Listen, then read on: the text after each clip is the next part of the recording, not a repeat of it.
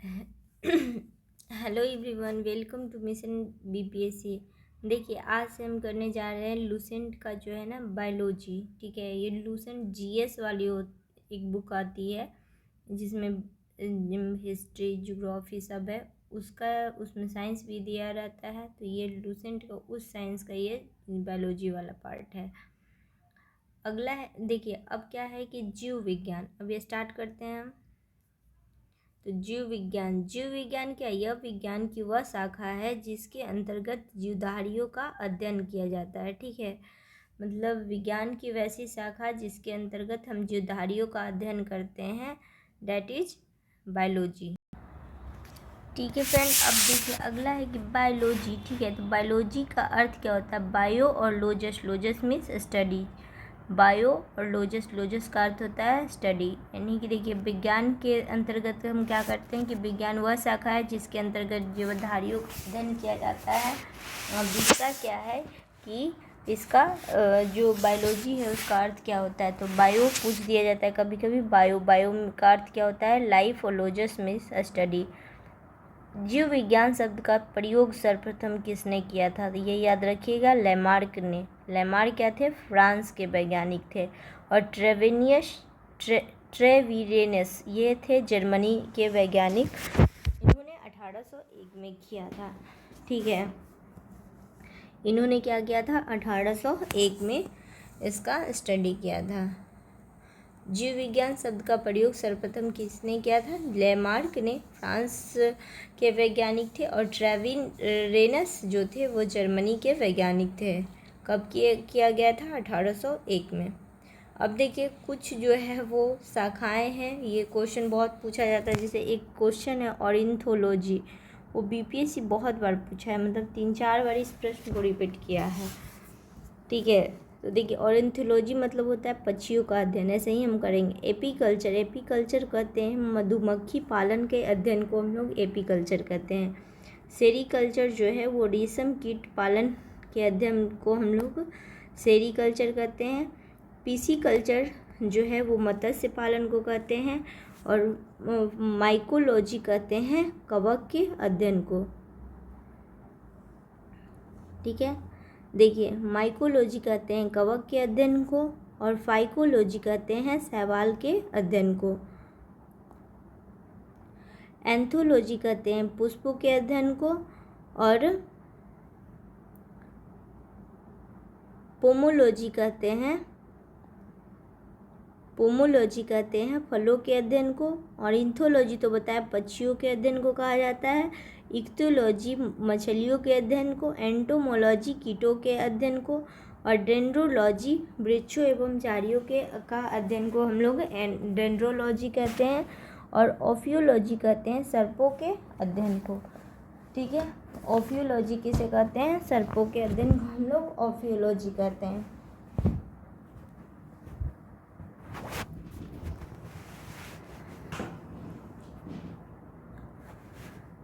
Saurology कहते हैं छिपकली के अध्ययन को बोलते हैं सौरोलॉजी। और सर्पों के अध्ययन को बोलते हैं ओफियोलॉजी। सौरोलॉजी कहते हैं छिपकली के अध्ययन को। सिल्वीकल्चर कहते हैं काष्ठीय पेड़ों के संवर्धन को। और हॉर्टिकल्चर कहते हैं उद्यान विज्ञान को।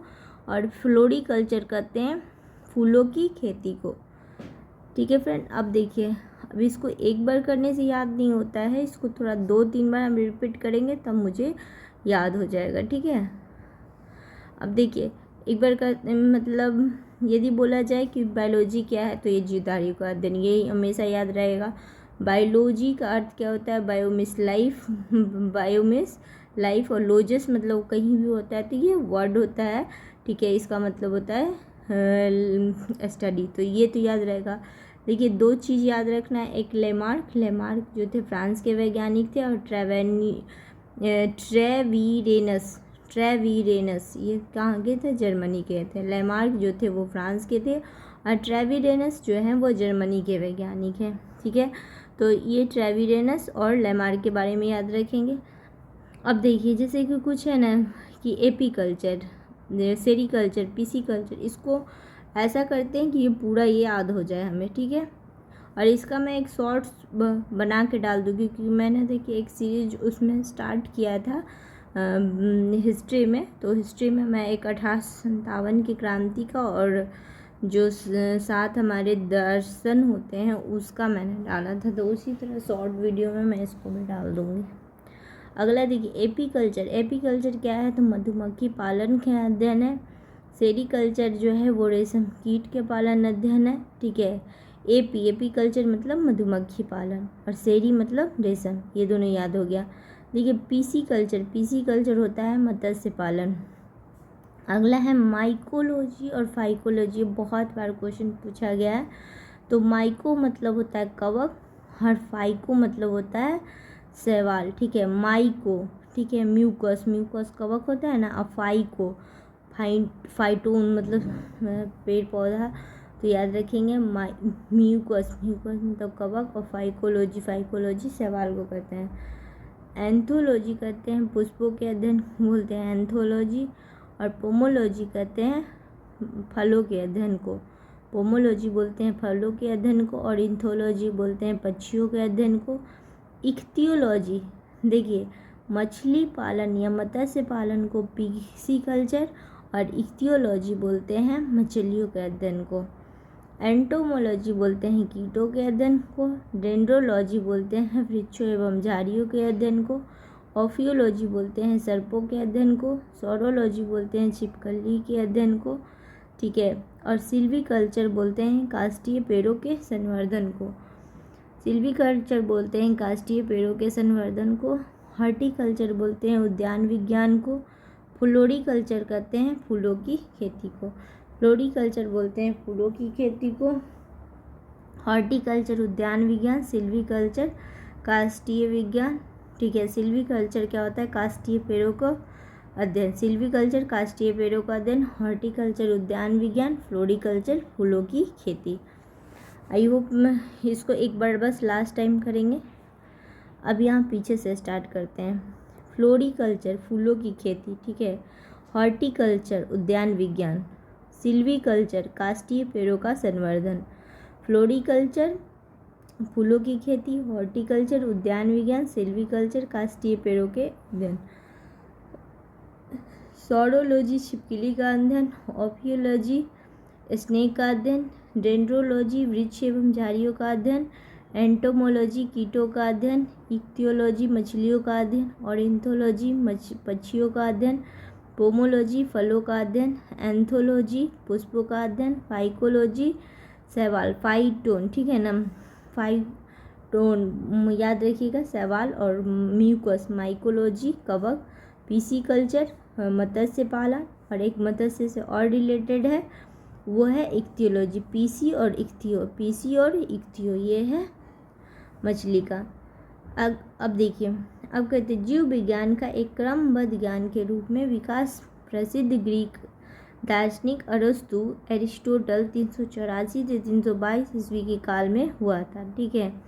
जो देखिए पहले तो जीव विज्ञान शब्द का प्रयोग लैमार्क और ट्रेवेनियस ने 1801 में किया, लेकिन एक जो क्रमबद्ध ज्ञान के रूप में जो विकास प्रसिद्ध जो है ना, ये बहुत पहले ईसा पूर्व ही बता दिया गया था। वो दार्शनिक थे हमारे अरस्तु।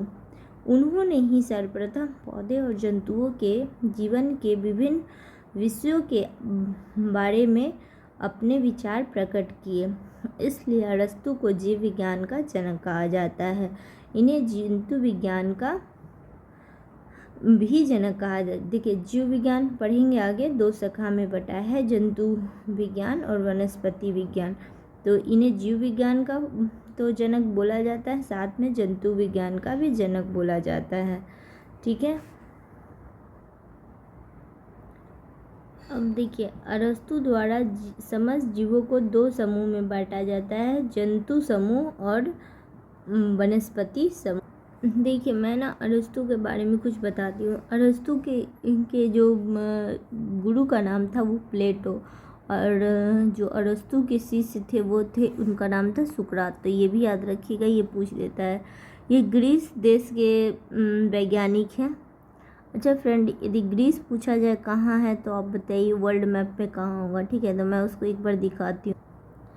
देखिए मैंने सर्च किया था ग्रीस। ठीक है, तो ग्रीस जो है कहाँ पे है, ग्रीस है इधर, इटली है इधर, टर्की है। तो यहाँ जो सबसे नीचे वाला पार्ट होता है ना, जो यहाँ पे है ये वाला पार्ट है। देखिए इधर इटली है, इधर टर्की है, इधर बुल्गारिया है, सर्बिया है, रोमानिया, हंगरी। तो आप याद रखिएगा ग्रीस यहीं का जो है वो ग्रीस की राजधानी है एथेंस। ठीक है, यहीं से सिकंदर आया था, यहीं का जो ये था प्लेटो। ठीक है, प्लेटो का जो शिष्य था वो अरस्तु था, अरस्तु का जो शिष्य है वो सुकरात है।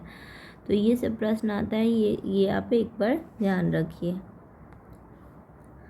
अगला है देखिए कि अरस्तु द्वारा समस्त जीवों को दो समूहों में विभाजित किया गया था। एक किया गया था जंतु समूह और दूसरा किया गया था वनस्पति समूह।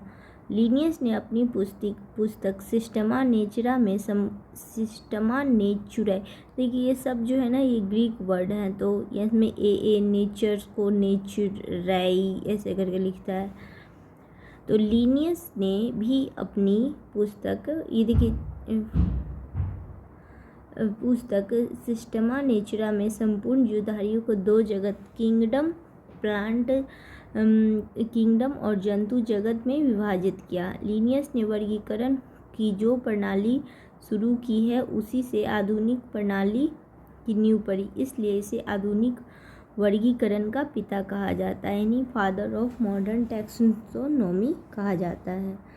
ठीक है फ्रेंड, देखिए यानी कि जो अरस्तु है वो दो समूह में बांटता है, एक जंतु समूह और एक वनस्पति समूह। लिनियस ने भी अपनी पुस्तक सिस्टमा नेचुरा में, मतलब देखिए सबसे पहले कौन दिया था, लिनियस जो फ्रांस के वैज्ञानिक थे, और सॉरी वो तो लेमार्क थे फ्रांस के वैज्ञानिक ना, और ट्रेविनर जो जर्मनी के थे, ये लिनियस थे। ठीक है, तो इन्होंने अपनी भी पुस्तक जो है सिस्टमा नेचुरा में अपनी युदारियों को भी दो जगत में यानी किंगडम में बांटा है। एक है प्लांट किंगडम, मतलब जस्ट इनका भी जो है ना अरस्तु जैसे सही मिलता है, और एनिमल किंगडम। लिनियस ने वर्गीकरण की जो प्रणाली शुरू की है उससे आधुनिक वर्गीकरण प्रणाली की नींव पड़ी, इसलिए आधुनिक वर्गीकरण का पिता कहा जाता है, यानी फादर ऑफ मॉडर्न टैक्सोनॉमी। ठीक है, वर्गीकरण पूछता है, वर्गीकरण मतलब क्या होता है, टैक्सोनॉमी। याद रखिएगा वर्गीकी को विज्ञान को क्या बोलते हैं, तो टैक्सोनॉमी। ठीक है, ये वर्ड इम्पॉर्टेंट है। और आधुनिक वर्गीकरण का पिता तो Linnaeus, that is different from Lamarck. Okay, तो ये हो गया लिनियस। अगला है कि जीवधारियों की 5 वर्गीकरण है, ये भी इम्पोर्टेंट है। देखिए कौन कौन है।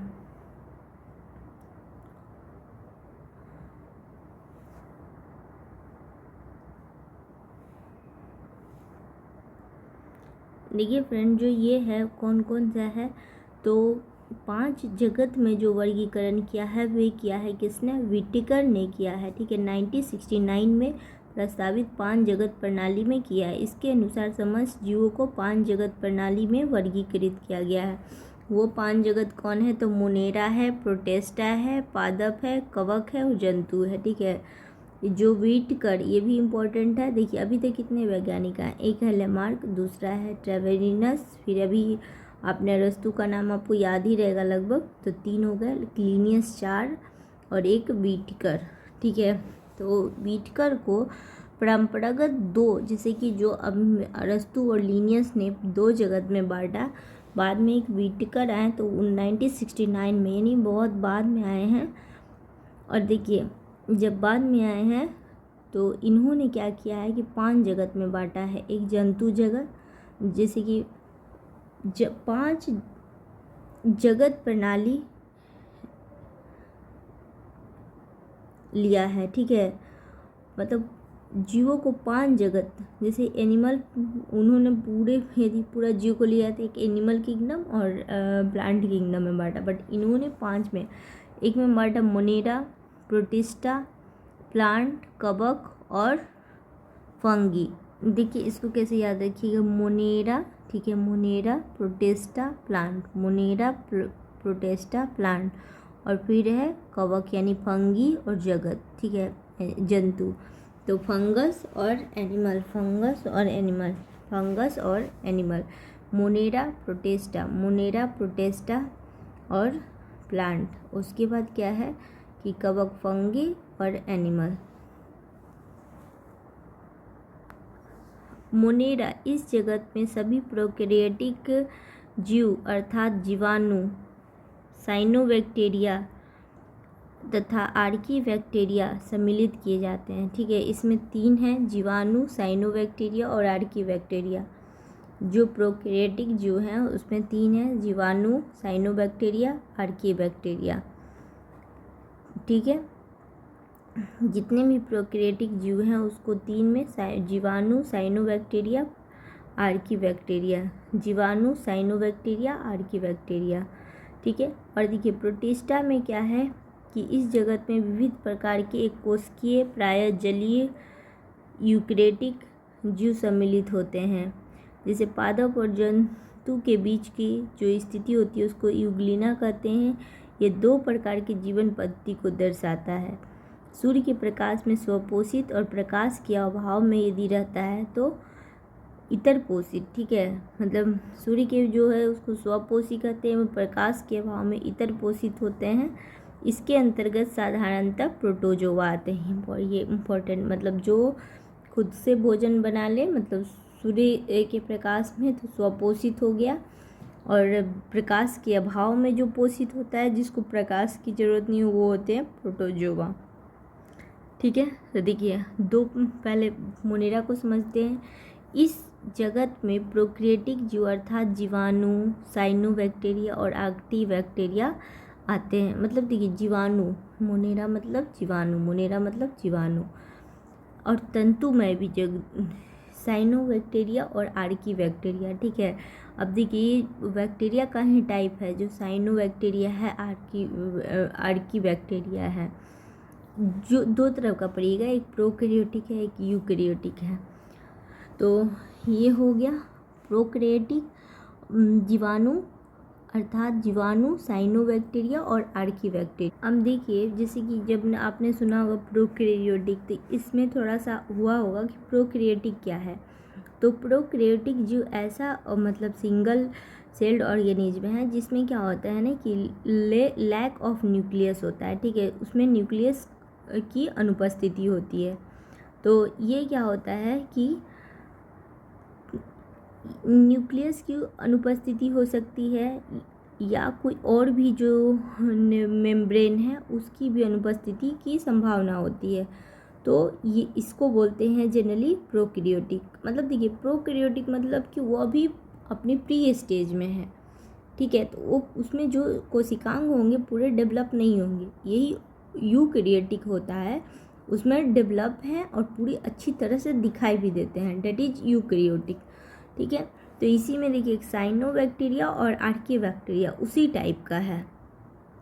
देखिए तो ये हो गया प्रोकैरियोटिक और यूकैरियोटिक की बात। देखिए साइनोबैक्टीरिया जो होता है वो जनरली जो होता है ना, अब साइनोबैक्टीरिया के बारे में थोड़ा सा बता देती हूँ, और आर्की बैक्टीरिया। साइनोबैक्टीरिया जो होता है वो जनरली वाटर में होता है और मैन्युफैक्चर जो खुद अपने मतलब भोजन खुद बना लेते हैं, ठीक है, डेट इज साइनोबैक्टीरिया। और ये जनरली यूनिसेलुलर होता है,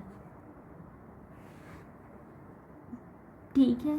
अब देखिए अगला है प्रोटिस्टा। इस जगत में विविध प्रकार के कोशीय प्रायः जलीय यूकैरियोटिक जीव। अब देखिए प्रोकैरियोटिक में क्या होता है कि उसके जो कोशिकांग होते हैं वो पूरी तरह से डेवलप नहीं होते हैं, इसमें यूकैरियोटिक में पूरी तरह से डेवलप होते हैं, ठीक है। अगला है देखिए प्लांट। इस जगत में प्रायः सभी रंगीन बहुकोशिकीय प्रकाश संश्लेषक उत्पादक जीव सम्मिलित है। शैवाल, मॉस, पुष्पीय और अपुष्पीय बीजीय पौधे इसी जगत के अंग होते हैं।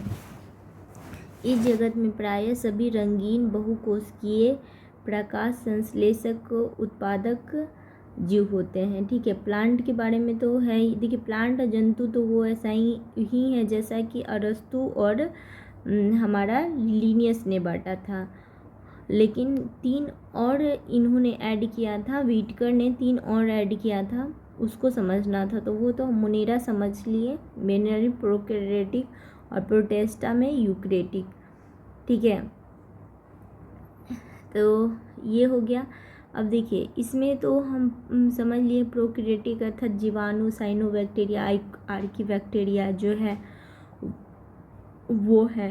प्रोटिस्टा है जो ये है यूकैरियोटिक जीव, और ये जनरली क्या है कि एक कोशिकीय है, जलीय जीव है। ठीक है, ये 2 प्रकार के जीवन पद्धति दर्शाते हैं, जैसे सूर्य के प्रकाश में स्वपोषित और प्रकाश के अभाव में इतर पोषित। जनरली देखिए अब इसके अंतर्गत आता है जो है सूर्य के अभाव में प्रोटोजोआ।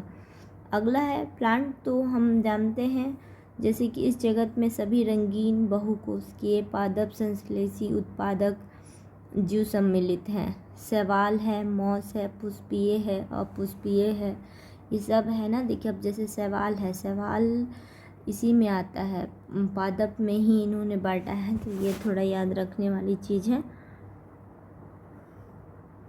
शैवाल और मॉस जो है उसको इन्होंने इसी में बांटा है, और अपुष्पीय बीजीय पौधे को भी इन्होंने इसी में बांटा है। ठीक है, अपुष्पीय बीजीय पौधे को इसमें बांटा गया है जिसमें पुष्प नहीं है। कवक के बारे में बात करें तो इस जगत में यूकैरियोटिक तथा परपोषी जीवधारी सम्मिलित होंगे, जिनमें अवशोषण द्वारा पोषण होता है।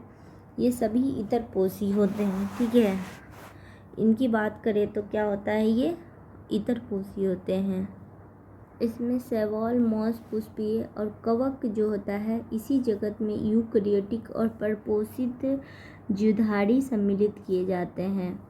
जो यूकैरियोटिक है, देखिए यूकैरियोटिक में तो वो प्रोटेस्टा है ही, और प्रोटेस्टा के साथ इसमें जो है वो कवक भी है। तो परपोषित जीवधारी सम्मिलित किए जाते हैं जिनमें अवशोषण द्वारा पोषण होता है। ये सभी इतर पोषित होते हैं। ठीक, यानी कि जैसे कैसे इतर पोषित वो प्रोटोजोआ की कैटेगरी थी, वो ये परजीवी अथवा मृत परजीवी होते हैं। इसकी कोशिका भित्ति काइटिन नामक जटिल शर्करा की बनी होती है। इसकी कोशिका भित्ति किससे बनी होती है, काइटिन। और ये क्वेश्चन पूछा हुआ है कि जो काइटिन क्या है, तो एक जटिल शर्करा है। ठीक है ना, काइटिन क्या है, एक जटिल शर्करा है, उससे ये बना होता है। और ये इम्पोर्टेंट है, ये परजीवी हो सकते हैं या मृत्यु परजीवी भी होते हैं। देखिए परजीवी मतलब दूसरे जीव पर आश्रित रह के अपना जीवन निर्वाह करते हैं, और मृत्यु परजीवी हो गया कि जो मृत पे, तो मृत मतलब जो मर गया है उसको खा के वो जिंदा रह रहा है। ठीक है, अगला है कि जंतु। इस जगत में सभी बहुकोशिकीय जंतु संभोजी, हेलोजोइक, यूकैरियोटिक उपभोक्ता की जीव सम्मिलित किए जाते हैं। इनको मेटाजोआ भी कहते हैं, जैसे हाइड्रा, जेलीफिश, कृमि, सितारा, मछली, सरीसृप, उभयचर पक्षी और तथा स्तनधारी जीव इसी जगत के अंग है। ठीक है, देखिए इसमें क्या है कि इस जगत के में बहुकोशिकीय जंतु भोजी होते हैं, जो जंतु संभोजी मतलब हेलोजोइक होते हैं, यूकैरियोटिक होते हैं, उपभोक्ता जीव सम्मिलित किए जाते हैं। इनको मेटोजोआ भी कहते हैं। इनको क्या कहते हैं, मेटोजोआ। देखिए कुछ नए नए टर्म आ रहे हैं तो याद रखना पड़ेगा। हाइड्रा, जेलीफिश, कृमि, सितारा मछली, सरीसृप पक्षी, स्तनधारी, ये सब किस में आते हैं, तो जंतु में आते हैं। ठीक है, देखिए कुछ चीज़ें से याद करने वाली बात जो करेंगे तो शैवाल, मॉस इसमें आ जाएगा पादप में, और हाइड्रा, जेलीफिश ये सब जंतु में। ठीक है, एक वर्ड आया था यहाँ मेटोजोआ, ठीक है, और हेलोजोइक।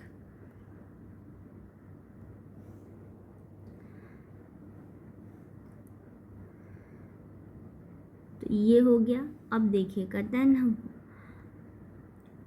वर्गीकरण का आधारभूत इकाई जाति कहलाता है। ठीक है, वर्गीकरण का जो आधारभूत इकाई है वो क्या कहलाता है? जाति। अब देखिए 1753 ईस्वी में पूछ देगा ना कि जो मेन है कि इसको जो वर्गीकरण किया गया वो किस बेसिस पे किया गया? तो जाति के बेसिस पे। जीवों के नामकरण को द्विनाम पद्धति 1753 ईस्वी में कैरोलस लिनियस नामक वैज्ञानिक, जिन्हें वर्गीकी का जन्मदाता यानी फादर ऑफ टैक्सोनॉमी कहा जाता है ना, जीवों को द्विनाम पद्धति दिया था। ठीक है, लिनियस पढ़े थे ना हम लिनियस के बारे में, तो इनको क्या बोलते हैं? Father of taxonomy. इस पद्धति के अनुसार क्या होता है? प्रत्येक जीवधारी का नाम लैटिन भाषा के 2 शब्दों से मिला होता है। पहला जो होता है वो जेनेरिक और दूसरा शब्द जो होता है वो स्पेसी। ठीक है, पहला शब्द क्या होता है? जेनेरिक, और दूसरा शब्द जो होता है वो क्या होता है? ये होता है स्पेसी। वंश तथा जाति के नामों के बाद वर्गीकृत वैज्ञानिक का नाम लिखा जाता है, जिसने सबसे पहले उस जाति को खोजा था जिसने उस जाति का पहले वर्तमान नाम प्रदान किया। ठीक है, देखिए इसको थोड़ा समझने वाली चीज़ ये है कि देखिए पहले क्या हुआ कि लिनियस ने क्या किया कि इसको 2 भाग में बांटा। पहले क्या किया? वंश का नाम जिसको जेनेरिक और दूसरा जो होता है वो स्पेसी। इसको सिंपल कैसे याद रखें ना, तो देखिए होमो सेपियंस ये याद रहेगा मानव का। तो देखिए वास्तव में होमो क्या है? उस वंश का नाम यानी मानव, और सेपियंस एक जाति है। लिन लगा देता है चूँकि लिनियस ने इसका वास्तविक नाम दिया था। ठीक है, तो ये हो गया लिन, उसका वैज्ञानिक नाम। यानी सबसे पहले लिनियस ने जाति का होमो सेपियंस नाम से पुकारा। तो देखिए अब याद रहेगा 1753 ईस्वी में ये जो नामकरण की पद्धति है वो स्टार्ट हुई। ठीक है,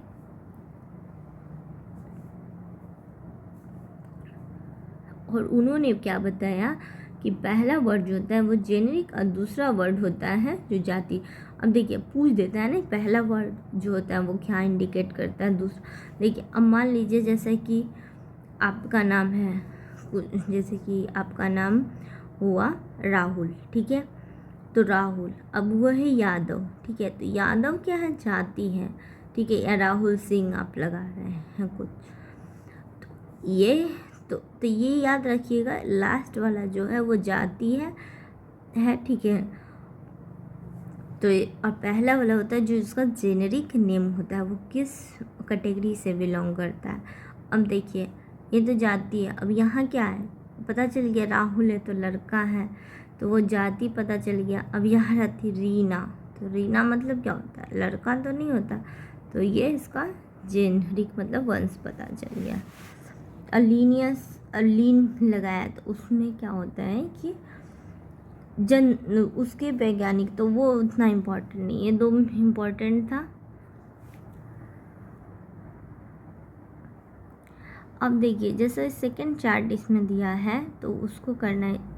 मैन तो होमो सेपियंस, मेढक राना टिग्रीना, बिल्ली फेलिस डोमेस्टिका, कुत्ता कैनिस फैमिलियरियस, गाय बॉस इंडिकस, मक्खी म्यूस्का डोमेस्टिका, आम मेंगीफेरा इंडिका, धान ओरिजा एस्टिवा, गेहूँ ट्रिटिकम एस्टिवियम, और मटर पीसिकम एस्टिवम, चना साइसर एडिटिनम, और सरसों ब्रासिका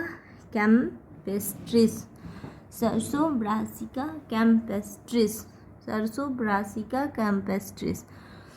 देखिए एक बार पढ़ने से तो याद नहीं होगा, तो इसको बार बार रिपीट करके याद रखते हैं। मनुष्य का याद रहता है होमो सेपियंस। ठीक है, बिल्ली का बिल्ली का फेलिस डोमेस्टिका, फेलिस देखिए, अब कुछ कुछ ट्रिक्स ऐसे, जैसे कि बिल्ली को बहुत लोग पालतू बनाते हैं, तो फेलिस डोमेस्टिका, ठीक है, Felis domestica, Felis domestica, Felis domestica, ठीक है। देखिए कुत्ता होता है ना, बहुत जल्दी सबको पहचान जाता है, तो कैनिस फैमिलियस।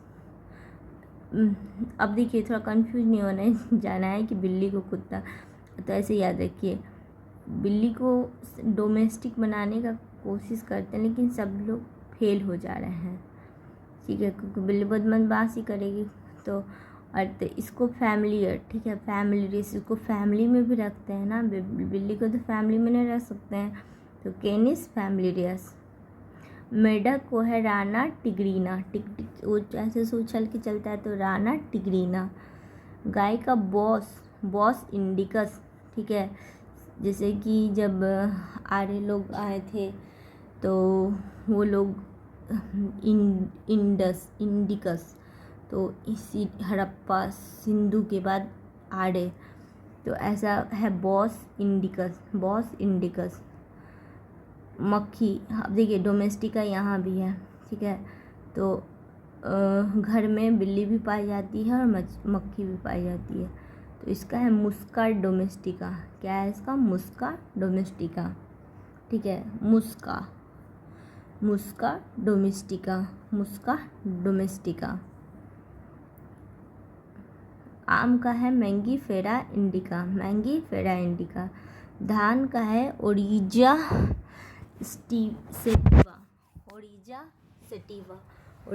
सेटिवा। गेहूं का है ट्रिटिकम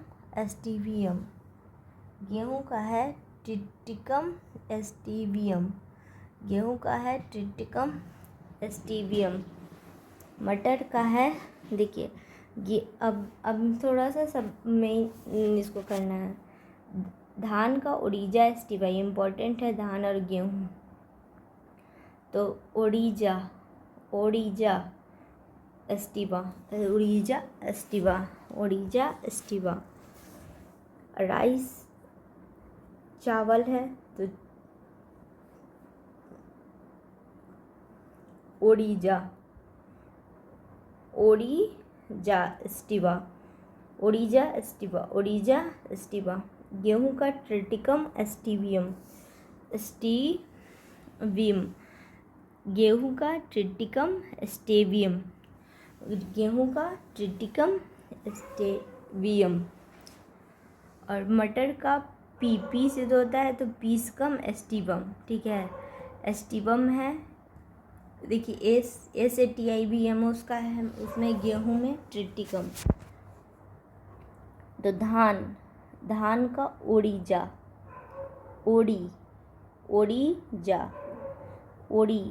ठीक है, और गेहूं का है ट्रिटिकम एस्टिवम।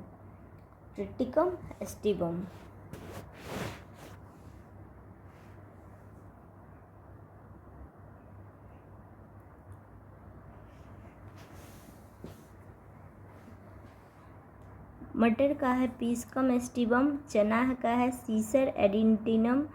चना का है सीसर एडेंटिनम। चना का है सीसर एडेंटिनम।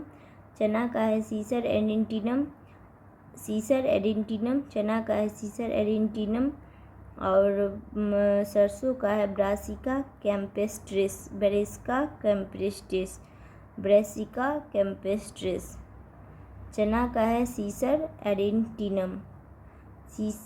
चना का है सीसर एडिटिनम।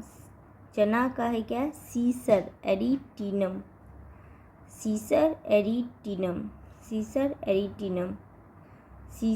एडिटिनम, ठीक है। चना का क्या है? सीसर। और सरसों का है ब्रासिका कैम्पेस्ट्रिस।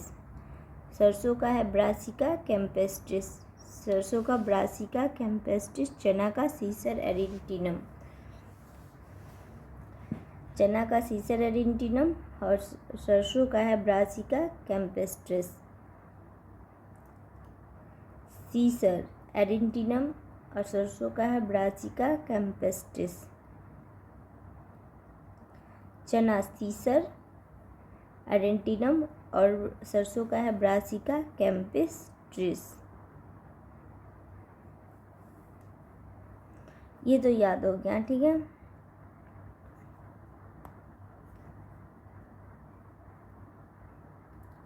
अब देखिए ये फर्स्ट चैप्टर ख़त्म हो गया, अब हम करेंगे सेकंड चैप्टर, ठीक है। तो सेकंड चैप्टर जो है ना वो हम सेकंड वीडियो में करेंगे। ये था लगभग 35 मिनट का वीडियो है और ये बहुत अच्छे तरह से हमने किया है, ठीक है। सीसर एरेंटिनम और सरसों का ब्रासिका कैम्पेस्ट्रिस।